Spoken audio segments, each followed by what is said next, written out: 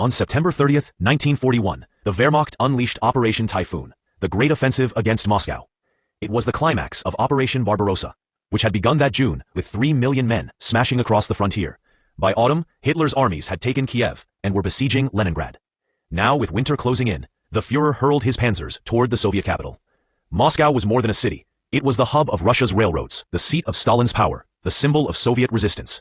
If it fell, Britain might lose heart, and the United States, not yet at war with Germany, might decide Europe was beyond saving. In the early days of Barbarossa, the German advance seemed irresistible. Near Vyazma and Bryansk, entire Soviet armies, 500,000 men, were encircled and destroyed. German columns surged forward, and by mid-October, they had taken Kalinin to the north, and were threatening Tula to the south. Stalin even ordered ministries evacuated eastward to Kuibyshev, as if bracing for the capital's fall. Panic convulsed Moscow, riots, looting, desertions. Then, Stalin acted with ruthless clarity. The NKVD restored order with bullets, and the dictator's radio address, "I am staying in Moscow," transformed fear into a grim determination. Citizens dug trenches in the parks, laid mines on the highways, and swore to fight street by street. Then the Russian land itself struck back. The Rasputitsa, the dreaded season of mud, dissolved the German advance into paralysis. Tanks and trucks mired axle deep. Soldiers slogged through swamps of muck, their boots rotting from their feet. The invincible Blitzkrieg slowed to a crawl.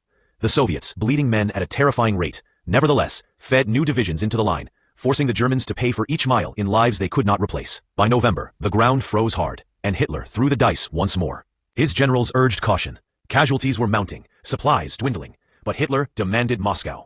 German spearheads reached the city's outskirts. From some positions, the spires of the Kremlin were visible. Yet Stalin had a trump card. Thanks to the spy Richard Sorge in Tokyo, he knew Japan, Germany's ally, was planning to strike south against America, not north into Siberia. 18 Siberian divisions, veterans of winter war, were freed to defend Moscow. At their head stood General Georgy Zhukov, the hard, unyielding commander who had already saved Leningrad. On December 5th, Zhukov struck. 1 million Soviet troops, supported by fresh tanks and artillery, slammed into the frozen German lines north of Moscow.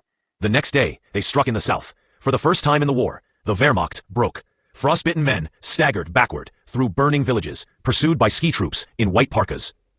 Hitler raged, ordering them to stand fast in isolated strongpoints. But the damage was done. Moscow was saved, and the myth of German invincibility was shattered. The cost was appalling. Soviet militias raised from factories had been bled white, and Stalin overreached in his counterattacks, exposing the Red Army's weakness. Yet the psychological victory was immense.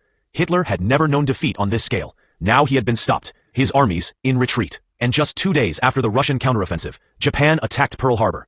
America was in the war, and Hitler, in a reckless spasm, declared war on the United States. The Blitzkrieg age was over. It died in Moscow. The long, grinding war of attrition